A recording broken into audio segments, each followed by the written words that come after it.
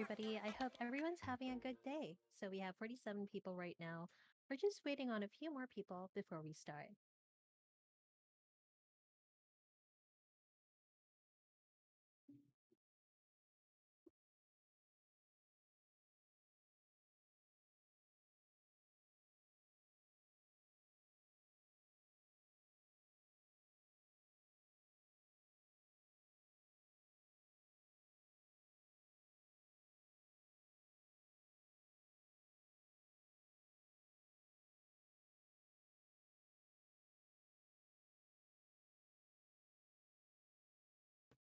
All right. Good evening and good morning, Unicorn fam. Welcome to the Crypto Unicorns post launch AMA number 7 with Aron Beierschmitt, Crypto Unicorns CEO and co founder.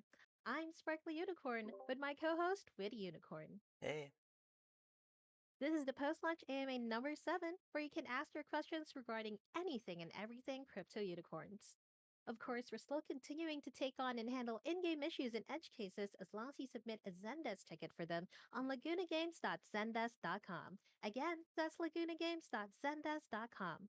Check the Zendesk Guide channel under the Knowledge Base category for more information on how to create a Zendesk ticket. And here's the moment that everybody's been waiting for, Aron's Alpha Corner. Good morning, Aron. Good morning, Sparkly. Should I say good evening? All right, everyone. Let's see. How many bullet points do I have today? 5. Starting with governance, we have a live snapshot vote to elect our first governance council. It ends on July 3rd. If you haven't voted already, please vote.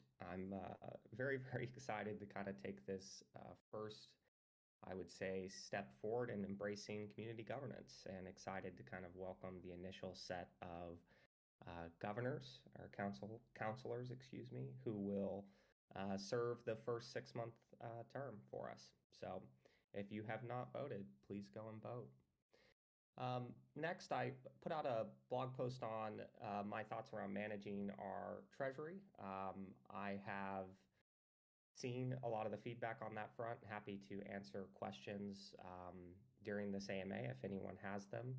One thing I do want to address is the concerns that I saw a few people raise with respect to deploying to staked ETH. It's really, I think, important to understand that because of our multi-year time horizon, we're not concerned with the current delta between staked ETH and ETH. Ultimately, one staked ETH is redeemable for an ETH, as well as the yield on top of that ETH that was staked in the beacon chain. The challenge is right now that is a one-way trip until roughly 6 months post the merge, where Ethereum transitions to fully proof of stake.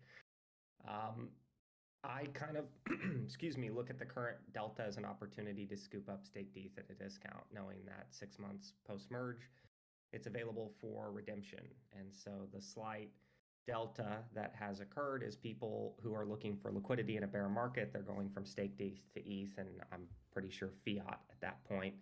And it is creating a delta on that front. Short term, that looks like risk. Long term, it's, in my opinion, pretty irrelevant. And I'm happy to discuss, the protocol risk of Lido and all of that stuff if we'd like to get in it. But generally, I don't have the concern that I see a lot of people raising, and it's really important to understand that, really what staked ETH is, which is a derivative on top of the ETH that was locked in the beacon chain by Lido. All right, point number 3, data observations. We continue to see over 1 million UNIM burned daily. There will be more sinks in the very near future for UNIM. As we've been saying, winter is coming. The changes we made in game are not the only changes that we plan to make, and the focus will be on rewarding players who are conservative and, holding on to their UNIM. We're also continuing to see net inflows of RBW into the treasury, which has been, again, a really very positive sign. And both this UNIM and RBW, this is roughly 2,000 active wallets, which to me I look at and I'm like, wow, if we've been able to kind of do this at the scale that we're currently at, think about what happens when we really begin to turn on the growth engine. So generally very happy with where we sit on that front. Next, a quick update on kind of the CS side, as well as ongoing issues. We're certainly continuing to make progress. We've finally hit a point where there are less tickets coming in than tickets being closed on a weekly basis, which is really great. Our champion LG Andy is training another team member so that he is not the only one that can resolve some of the more complex server issues for players. So that will give us not only additional support, but coverage outside of US hours. Very excited to have that done.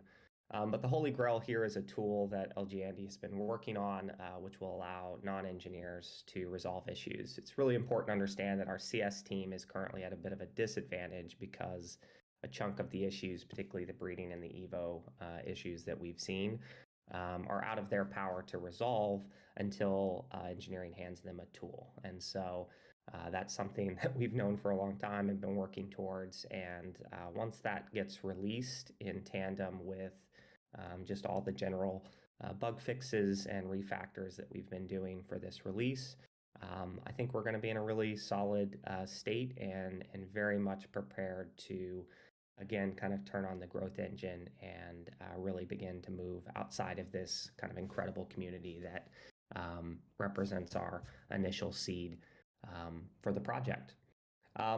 I guess more good news, anyone who's been experiencing a low memory issue, particularly those with a lot of corns, we've identified exactly what that is. It has nothing to do with the 3D scene or our map paging terrain system at all. It's actually more of a silly issue related to how we load images in the menu system. That has been patched by Beans, my co-founder and our CTO. And anyway, that will be deployed with the next release. So very happy to see that that wasn't a larger issue, and it really should fix things. Those who've had the issues and brought them up, you'll be our QA on that front to fully confirm. Sweet. Lastly, I'm working on what I'm calling a roadshow deck. Maybe I should change the name to just Rainbow Deck for the end of July. Which will kind of coincide with our first big game trailer, which I'm pretty excited as I've seen that progress. It really looks good.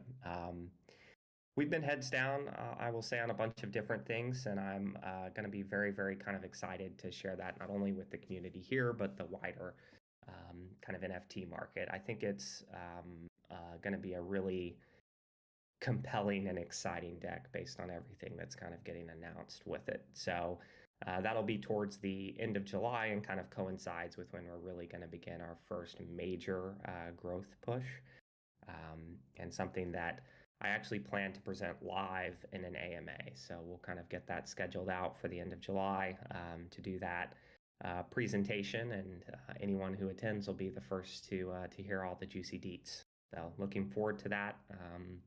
Roughly 30 days from now. That's it for me, Sparkly. I'm ready for questions. All right. Thank you so much, Aaron. You heard that, guys. So 30 days from now, mark your calendars so you can be there when juicy details come. Okay. So a quick note for everybody who's thinking to ask questions related to game issues, the friendly team over at the Mod Support channel can assist you too. As much as possible, let's make the most of this time by asking questions that only Aaron can answer. But truly, any question is okay. To accommodate everybody's questions, we have a 3 questions per person rule. We want to talk about so many things but have limited time. This new rule should help everybody be a bit more intentional about their questions. If something has been answered previously, you'll have to ask something else. If you like somebody's questions so much and want them continued, then please hop in and finish the job for them. Here's the AMA mechanics. If you want to ask a question, please press the Request to Speak button. The button looks like a raised hand. You can queue up even while somebody's talking. While we accept your request, you'll see a green bar at the top of your Discord. Click Accept to begin speaking.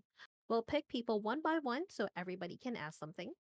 We also have questions from shy and busy unicorns. It's on the AMA Questions channel. Take note, though, that we prioritize spoken questions over written ones. So if you have a written question and you're not sure if it'll make the AMA, please press Request to Speak to ask it personally. If you see a particularly interesting question on the AMA Questions channel that you want the answer to, why not step on the stage and ask the question for the person who wrote it? Okay, we don't have anybody in the requests for now, so let's have a written question. Ready? Okay, this one's from Yell. It's a lengthy one. Ladies and gentlemen, good morning, afternoon, and evening. I hope you're all good. We're in the middle of an economic and political crisis, and no one knows when or where the macro is going to stabilize. Speaking as a founder, just like a lot of others, I'm concerned about game growth because our assets dropped 50 to 70% from May. We still have a lot of issues that are being fixed manually, which requires awake engineers in California like unicorns stuck in RMP. We're facing another issue, just like insufficient browser memory, server spikes in some activities. Clearly, we're not ready for a phase. How's LG team planning to deal with that to begin with the marketing phase, which will lead us to the growth phase? That's a great question. I pretty much covered it in my comments on the customer support side. I guess I'll reiterate them quickly. We have another team member joining that can fix these server specific issues, particularly around breeding and Evo, which are very complex. That in combination with the code refactor, the way we're handling blockchain transactions going forward, the messaging associated with it, um, should not only mean fewer issues, but more support against those issues. And then, as I mentioned, the kind of holy grail is the tool that will allow the CS team to resolve those issues. Beyond the features that are coming out in not only this release, but the next release, there's an enormous amount of tech debt and again, these code refactors that is being handled. So there's a full refactor of how we handle building code, which will improve performance across the board. And as I mentioned before, the low memory issue has been patched and will be fixed as a result of the next release. So we're on the same page, is I think the end result. We want to resolve the source of the issues, not just get better at fixing them quicker, though we're taking kind of a dual pronged approach to that. Um, and at that point, yeah, we're ready for kind of growth. And as I mentioned, the focus is kind of with this roadshow deck and our CGI trailer at the end of July. That's going to be kind of the turning point where we really begin to focus on that and look to scale. And so a big part of our roadmap and the lead up to that is ensuring that we don't run into more problems and create anything that would hinder growth. When again, we really look to kick that off. That's the thing that I keep coming back to is we really haven't focused on that to date, and we've gotten to where we're at. And so I think there's a pretty big opportunity on the other side of this when we really begin to focus on it. So, great question. I think we're in alignment and certainly very focused on smoothing things out before we begin to look to onboard more and more players. All right, thank you so much for that question. Next up, we have Camille. Please come over, Camille. Hello? Hi. Hello. Can you hear me? Okay. Yes. Awesome. So first of all, I wanted to take the time and thank you for, bringing like consistent work into Web3 environment. I don't know if you remember me, but 2 weeks ago I was here at the AMA I do. talking about my stuck unicorns, and it was like solved within 24 hours thanks to Sparkly too.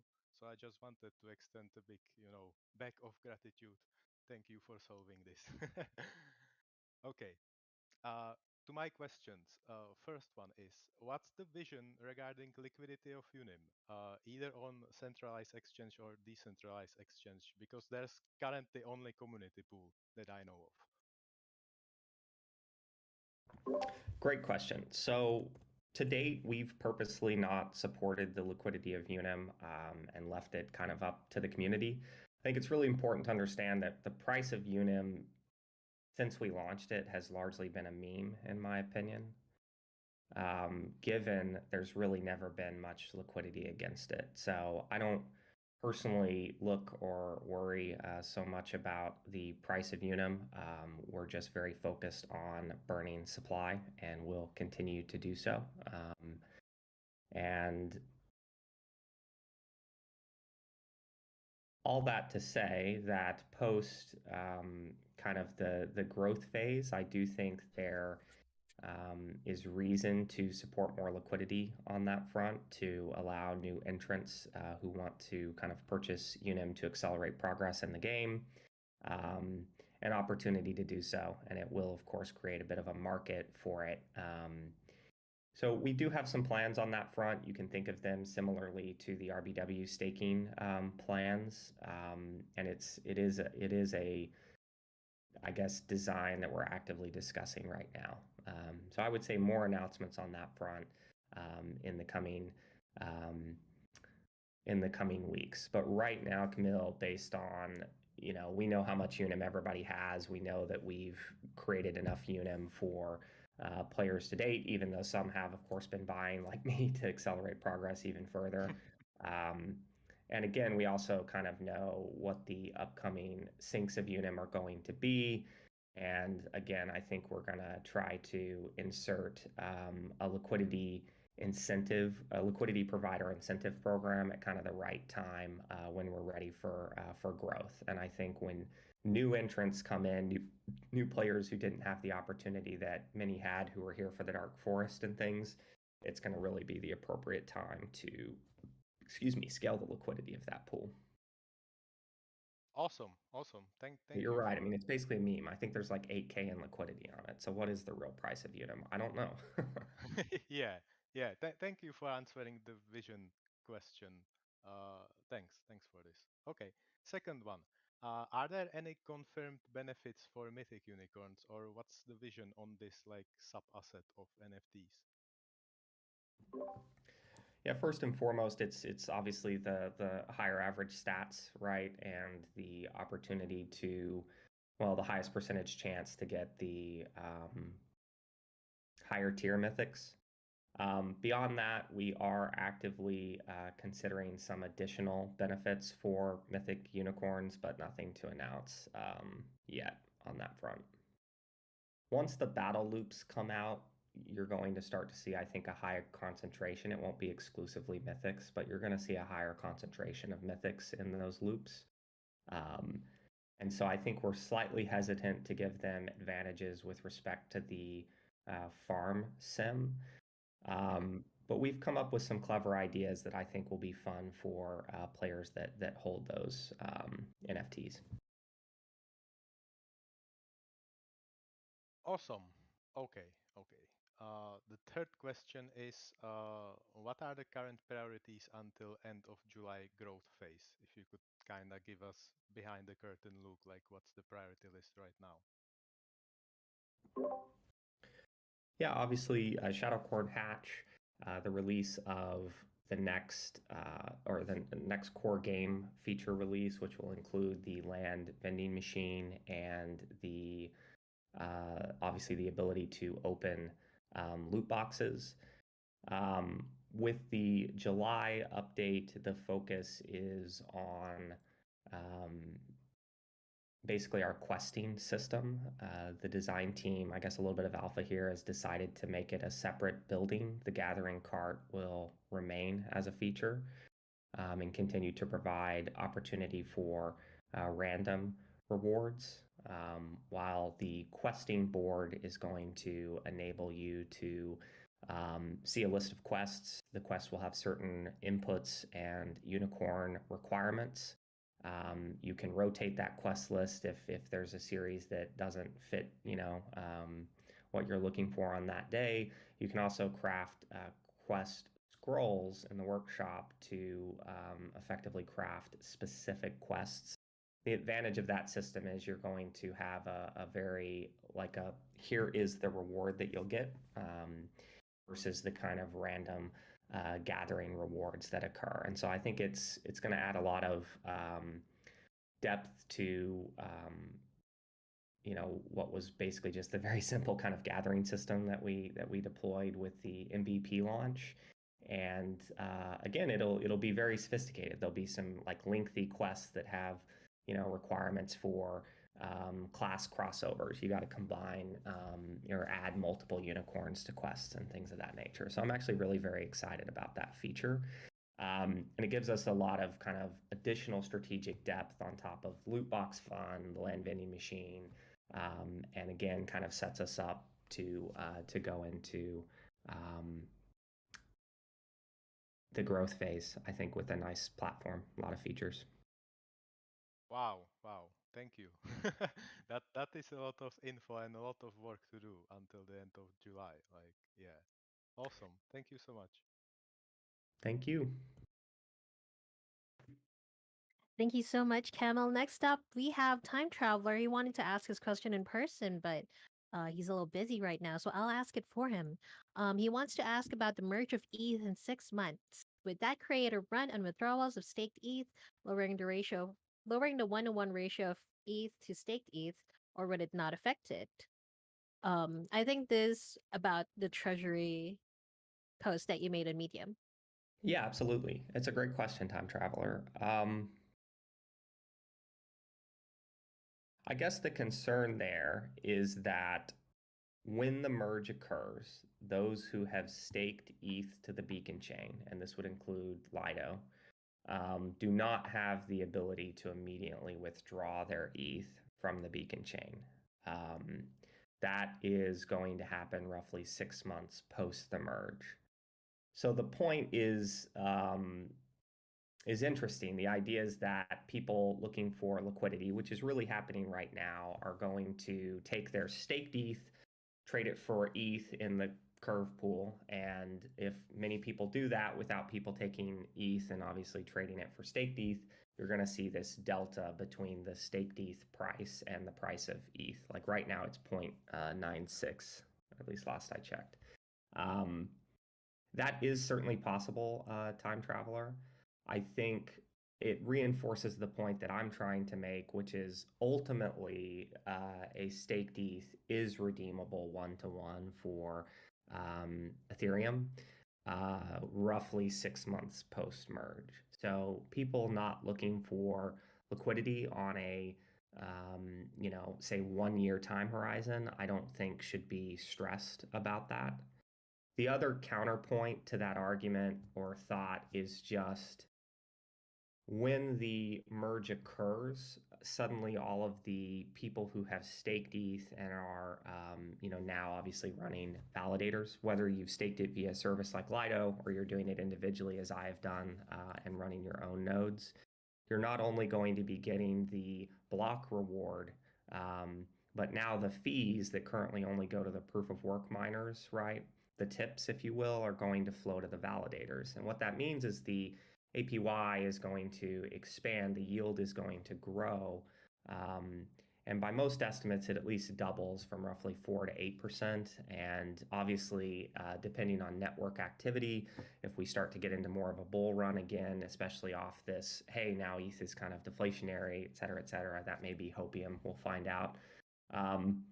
But if the those fees flowing to the validators, it increases the APY, and it might actually counteract that because now staked ETH will have a higher yield, and particularly for people who don't have 32 ETH or the technical kind of prowess to run their own validator nodes, I do see a potential for there to actually be higher demand for staked ETH than ETH. Because if you think about it, ETH alone will not have yield. You will need to either stake it directly yourself or use one of these what I call derivative products to do that. And so again, I would be more concerned about it on a shorter time horizon, but I'm very much looking at not touching this Ethereum and want to effectively put it to work to earn more Ethereum over the next few years.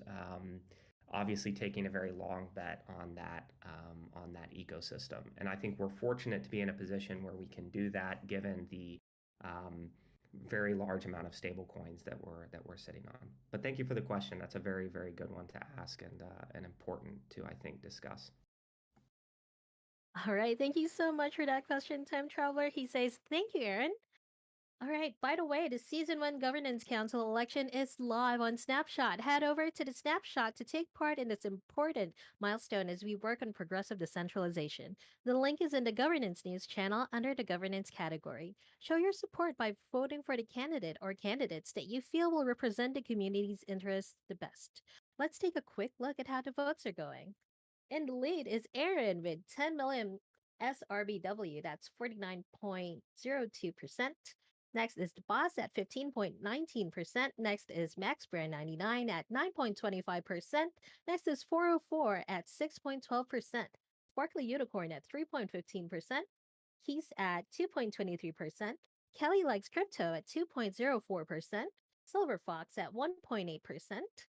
Kaiser at 1.73%. JRB at 1.67%, and Time Traveler at 1.47%. Place your votes and make it quick. The election will close on July 4, 3:48 UTC. Vote wisely.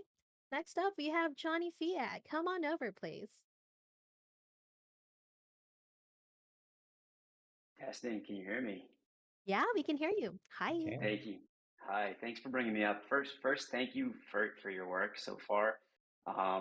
I think I see frustration sometimes in the Discord, but I think we all have to remember that, we're the seed group of users testing and making sure that this all works before the growth phase. So it's just part of the growth of the game. So, I think it's been incredibly smooth from my perspective. It's just incredibly fun so far, and I really look forward to this next growth phase, which leads me to my question, which is around more around it's less about crypto unicorns and more about scalability in the Web3 gaming world. As you think about growth into the millions, I think it's clear that the millions just aren't there yet. With at least you look at MetaMask users, Coinbase wallet users, anything with that sort of Web3 connect cohort. What are your thoughts on how to scale? And I think there's an opportunity for crypto unicorns to take a leadership position in scaling to new users and educating people on that process. But what are your thoughts on how to do that, and what are the limits, and how do we break through those to get users that are maybe gamers that just don't have the knowledge or the understanding of how to get started in Web3? The billion-dollar question, sir. As you can imagine, I've been thinking about this a lot. I think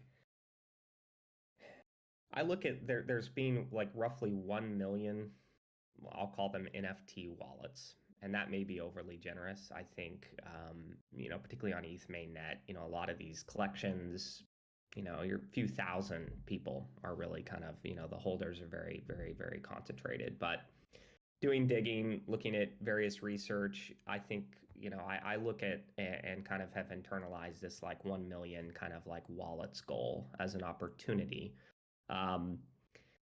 Now that of course involves bridging, getting people who have not used Polygon to date to bridge upward. I think that's becoming an easier and easier proposition, and has actually even really changed a lot since we first started, and will continue to change. A huge shout out to the whole Polygon Studios team. I mean, they've really, I think, put Polygon at the forefront, and many developers who've approached me asking for advice as they approach the space.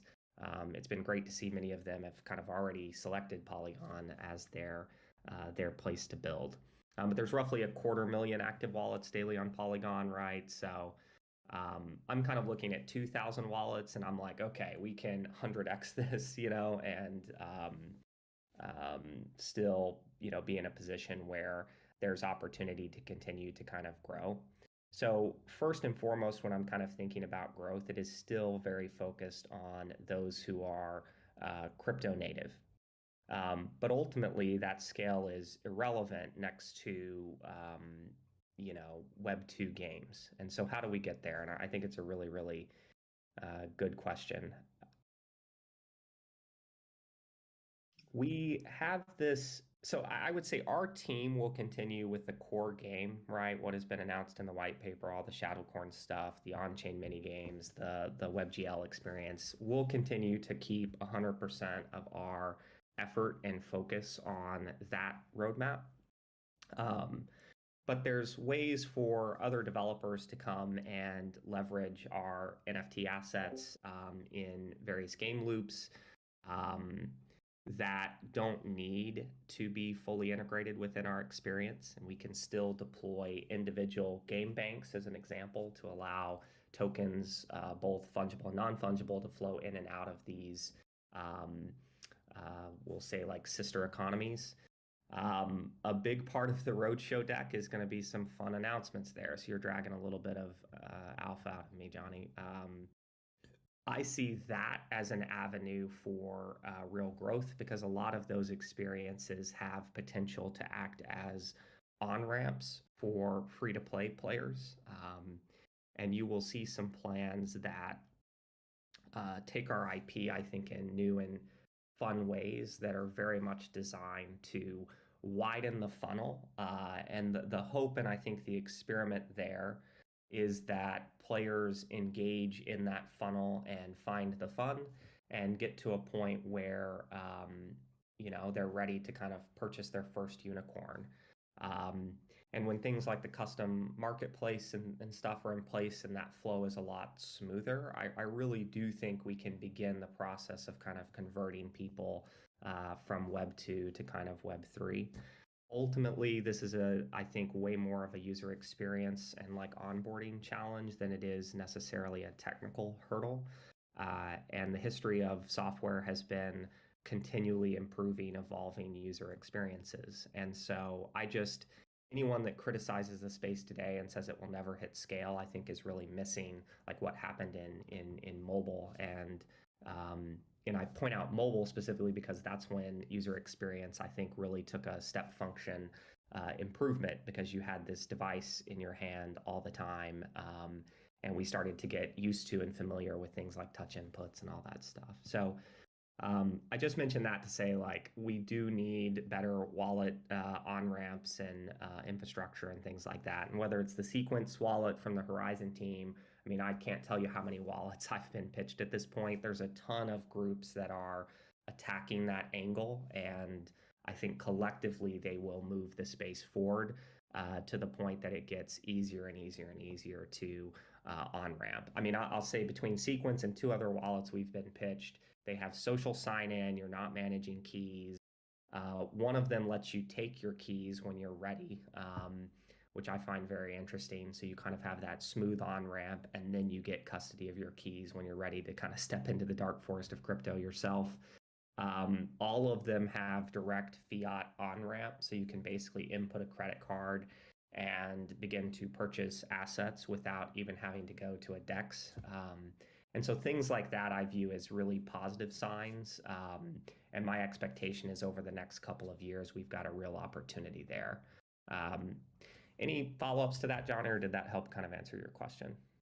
No, that was fantastic. I just thinking about growth in the space, and you mentioned mobile and the way that changed gaming. I go back to, I'm on the older side, so I remember when the iPhone came out. And people forget that the first iPhone didn't even have an app store, right? And how that changed the world and how that changed people's experience.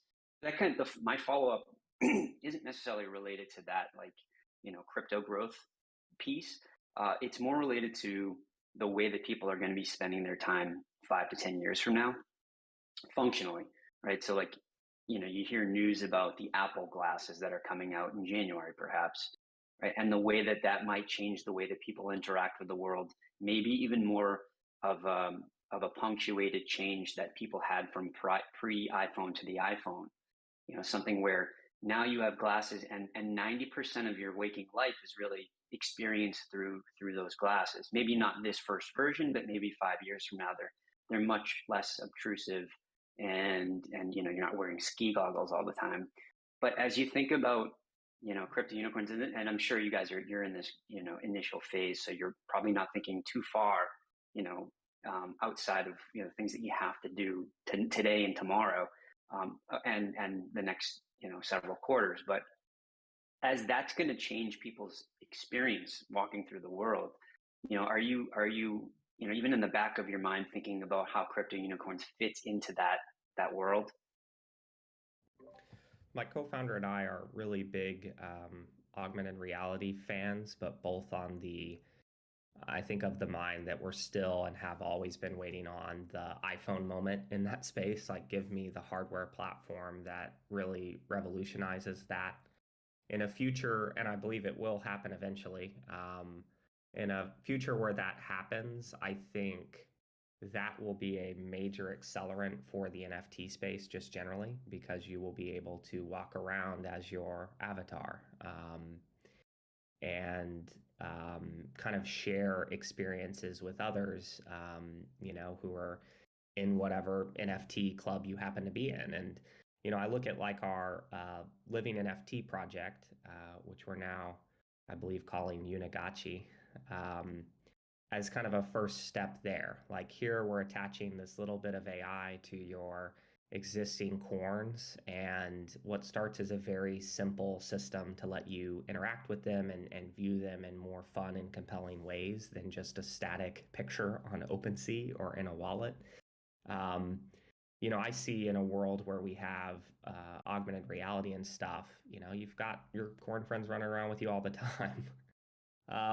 And of course, that's a utopian vision that's probably many years down the road, but it's definitely something that inspires me a lot, and I'll be very, very excited once we finally have that platform that we've all been kind of waiting on. And I think we talk about this a lot because I believe that game developers will be obviously the best positioned to really capture the opportunity with those platforms, just given our experience working with game engines and tooling and stuff around that. So yeah, that's a fun thing to think about for sure, and I hope it's sooner rather than later.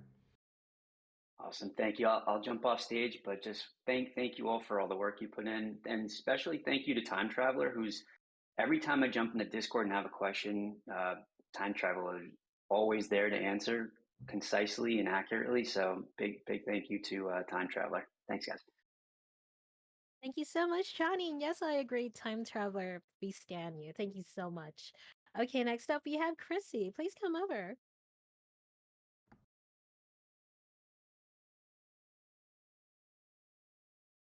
Can you hear me? Yeah, we can hear you good. Hey, Chrissy. That's great. So my first question goes in the same direction as Johnny's just now. And I guess this has been asked before, but what are the specific plans regarding to mobile? Because I think mobile is just such a great fit for crypto unicorns, right? I mean, especially compared to other crypto games, which rather are like more complex or more, role playing or role gaming focused. So, and I think I understood that there is that it would be trouble to kind of get this through the App Store, also with the fees involved, maybe. And yeah, my question would be whether there is like a path towards that, because it would be so beneficial for crypto unicorn the ecosystem, and also for onboarding new users, of course, like also as a cross reference to StepIn, which kind of made it through this channel as well. Definitely. Yeah, I mean, I would love to play, particularly the farm sim on my iPad. Yeah.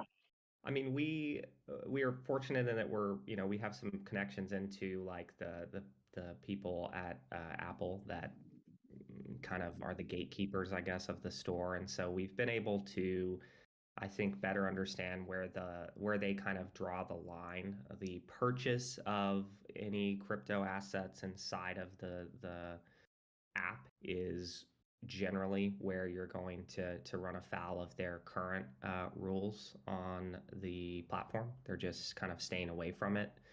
There is the possibility that you kind of purchase external, like maybe in our web app. And those currencies are then, of course, available to be spent in the mobile app experience. I think that the worry that I have is, WebGL is actually very wonderful from the perspective that we can just push an update and y'all hit refresh and you get it, and we don't have to wait 3 days or so on Apple to review a build, and at least 24 hours from the perspective of Google. So there's this part of me that really, really, really is hesitant to step back into that world. I think the flip side of that is it's hard to deny that there isn't a lot of growth potential. And so for me, the hybrid is that many of these second party opportunities that I've kind of been teasing, I view as a really, really good way to test deploying to these platforms and kind of seeing, for better or for worse, what we can get away with. And so as recently as yesterday, I was kind of having a discussion where you may have a loop that requires you to put up an entry fee.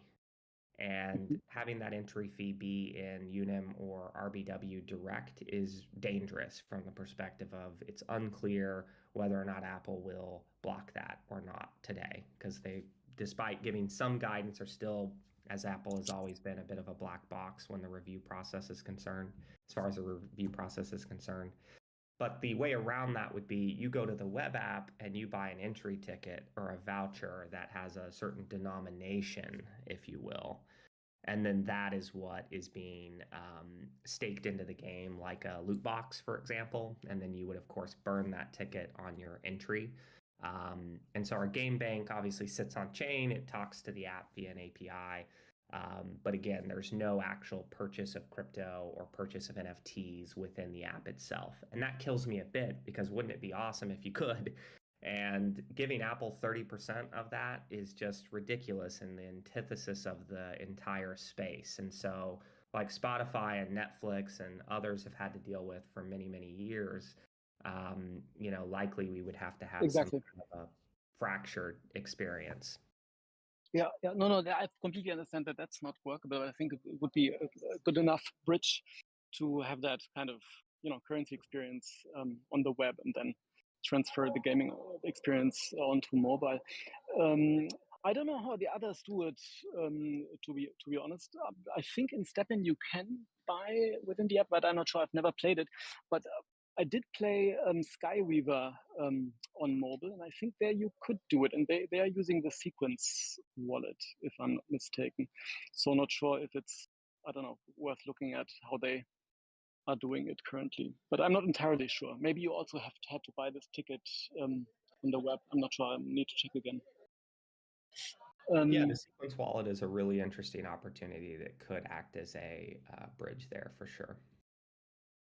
Yeah, and then the next question would be, how easy would it be to translate WebGL content into, onto a mobile platform? Also with the thing in mind that you guys have accomplished, that every account runs on its own server, as far as I understood. So is that kind of an easy translation process, or is that like technically really hard to do? Well, so we're built in Unity WebGL.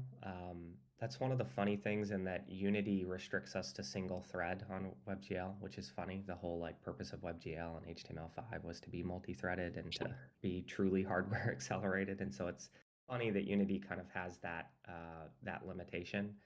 But we're still building in Unity, which is and has pretty much always been a cross-platform game engine. And given our prior experience, this is our first WebGL build ever, right? And we've almost always delivered iOS and Android titles. So it's not a complete rewrite at all. It's not a Herculean lift. It probably is a multi-month QA process, though, to avoid some of the shit that we ran into with our initial launch. And I think that's where the majority of the work and effort would be, particularly on Android. And as always with Android, you just kind of have to figure out what set of devices just aren't going to run it and cut them out early and then optimize for the remainder. That's always been a bit of a pain. but not, again, a full code rewrite at all, given it's the same engine that's designed to be cross-platform. Yeah, and I guess there's tools like React Native or so, which also enable that or make it easier, at least, if that's a possibility. Okay. Yeah, no, that would be it for today. Thank you very much. Keep up the great work. Thank you for coming up. Did you make it to the Doodles party in NFT NYC? Unfortunately, I didn't make it to New York. Maybe next year. Hopefully next year. It looked And like hopefully a lot of with fun. I'm hopeful we're in a position to do something fun next year for it. Exactly. I was just going to say, hopefully on a CU party. Very good. That'd be incredible. Thanks again. Thank you so much, Chrissy. All right. So, in the midst of the final hunt, a hero unicorn spotted a secret egg incubation area deep within the dark forest. They discovered an almost hatched rare shadowcorn egg. The special unicorn ops, that's you, must now break the shell before it's too late. Head over to Crypto Unicorns on Twitter and check our pinned post to participate. Help us crack the egg and get a chance at one of the 10 mythic loot boxes that we'll be giving away. Unicorn kind depends on you, fam. Next up, we have Kaiser. Please come over. Hello guys. Hi. Good time. Can you guys hear me? Uh-huh. Okay, awesome. I'm just gonna do this really quick because I think we don't have any time. One straight questions. Are the new stuff like the shadow corn hatching going to be released by tomorrow or next week? No dates, It will buddy. not be tomorrow. No dates. Okay. Okay. Second one. We have already seen the land. It's so beautiful. Even the loot boxes. My question is more into the loot boxes. Are we gonna purchase, because we're discussing about Apple a while ago and their stores, even in Android, are we gonna purchase them on the marketplace or even on the RMB? Purchase loot boxes?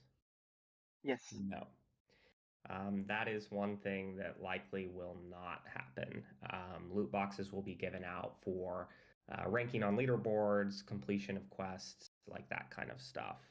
That is a very specific thing given even the virtual currency and loot box regulation that came out. It's important that we don't sell those directly, that they are earned or rewarded within the experience or for staking and things of that nature. So likely that is the route that we'll take for loot box distribution. Awesome. And thank you for that. My last question, because in the future we're gonna have RPG, like we're gonna have equipments. Are you guys like considering a poop helmet? Not until this very moment, but I'm writing it down. Okay, that's all my questions. Thank you. Thank you, Kaiser. Thanks, Kaiser. That was a good one. All right. Next up, we have Lemonade.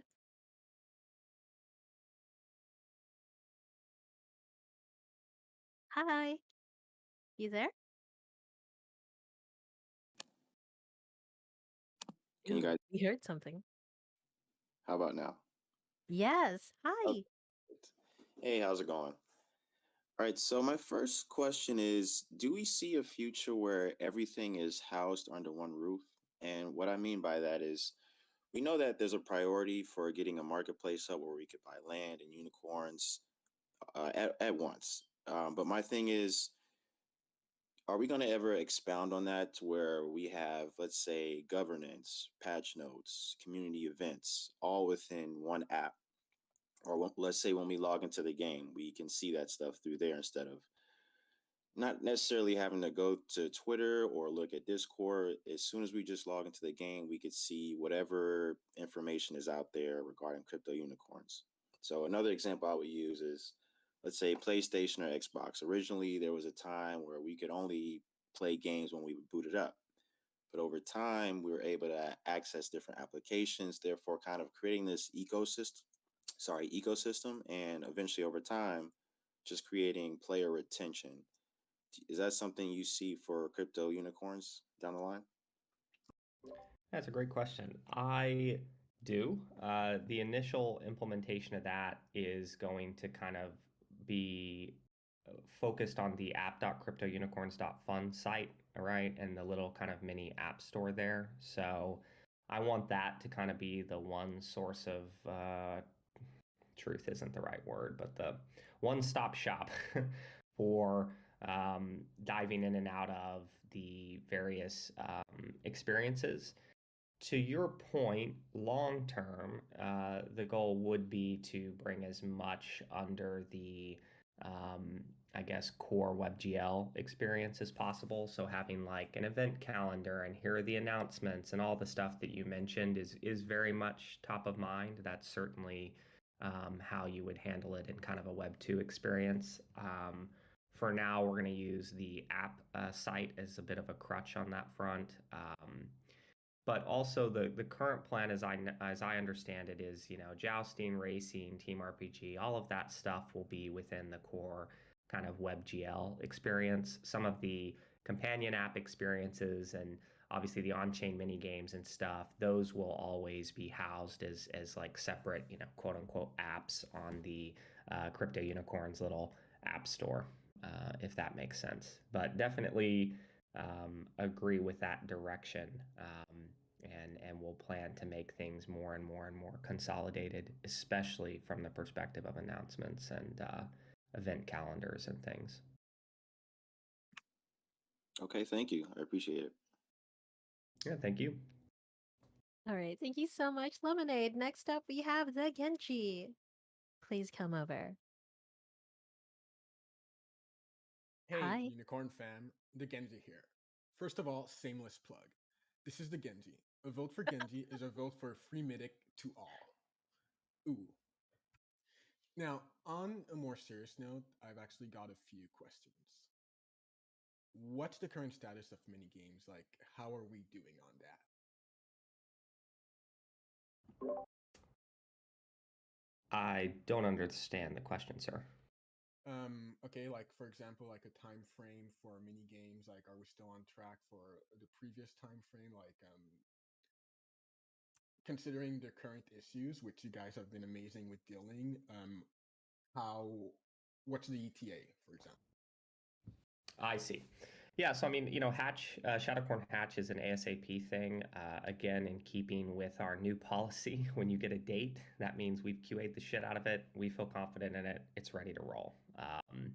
So I would expect continued vague timeframes up front, and then when you get a date, it's time to get excited and look forward to that. But that is a feature that is ASAP, as well as the land vending machine and loot box feature release. So those are the two kind of prime focuses of the team. Those have been in QA for some time now, and we're resolving the issues as they come forward.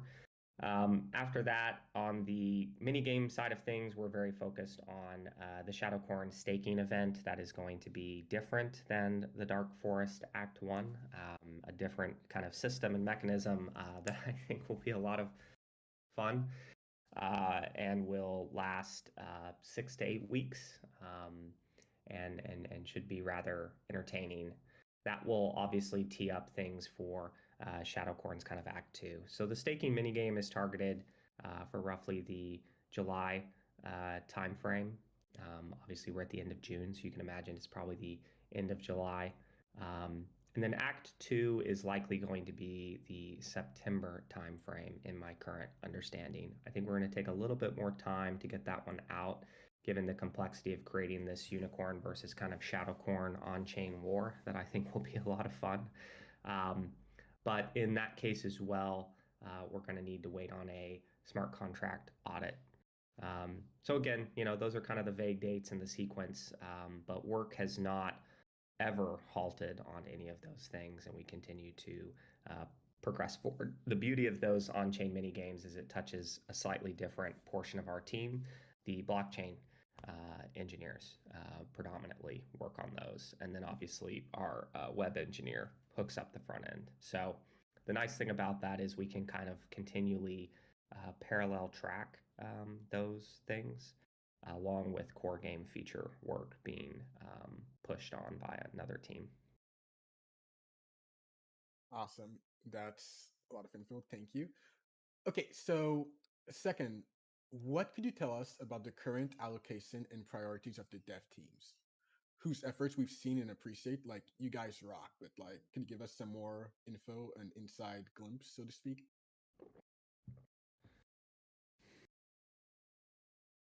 We have a very large client team and a very small but talented server team. And that has been, I think, one of the biggest challenges given predominantly there were a lot of issues that the server team had to solve, even if it was, on the blockchain kind of watcher infrastructure side, et cetera. And so the way we've kind of set up our what we call swim lanes is we have a team of client and server engineers that are working on the game core game features, and then we have LG Andy and, as I mentioned earlier, another engineer who are spinning up to focus. Well, obviously Andy has been, but we're spinning up another engineer to focus on live ops support issues. Obviously, those are predominantly solvable with the server tools and effort. And so they kind of have this little mini pod or firefighting team, as we refer to them internally, who are focused on that front. And then we obviously have the blockchain engineers and team, and they are focused on kind of two tracks. You have one which represents like the loot boxes, the land vending machine features, and effectively smart contract updates to support those features, as well as these on-chain kind of mini games, looking out to Shadowcorn staking, Dark Forest Act 2, and future features along that front. And then obviously we have product and design who support the engineering team and are continuing to do road mapping, as well as build out design documentation for our core feature roadmap.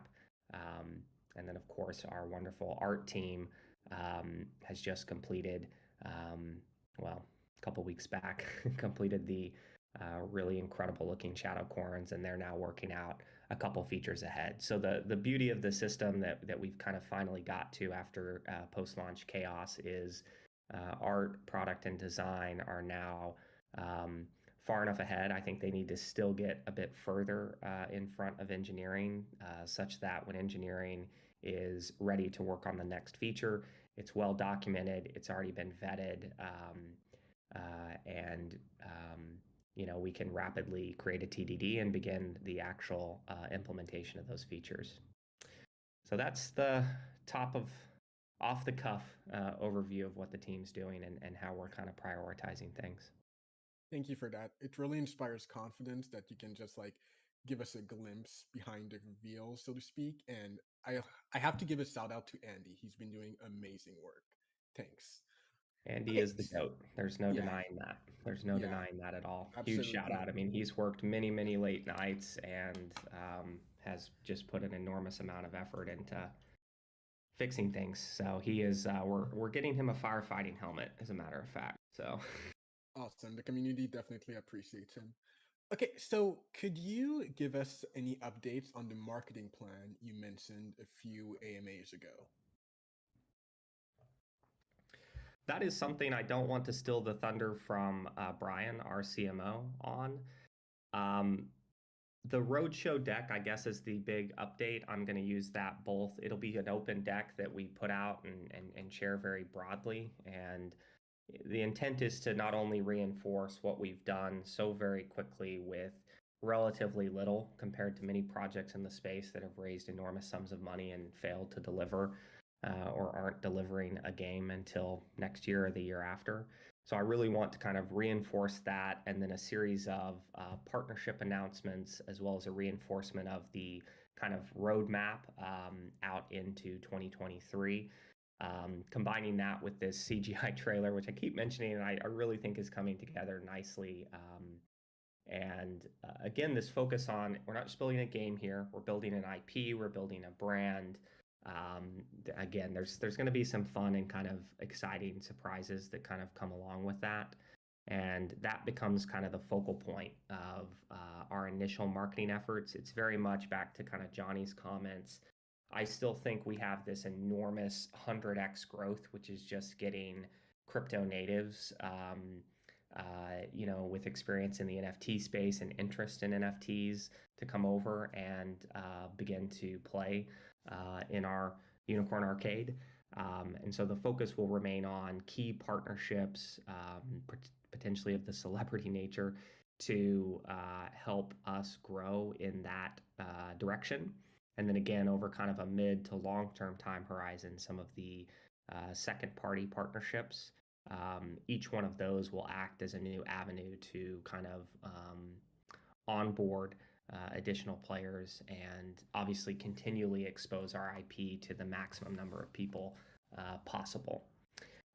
So more details on that front to come, but I really think the roadshow deck is going to kind of be the focal point of those initial efforts. And again, very, very targeted on, hey, we still have an enormous amount of growth just in the crypto native community before we begin to worry about bringing people from Web 2 to Web 3, which I view as a much kind of longer term initiative for us.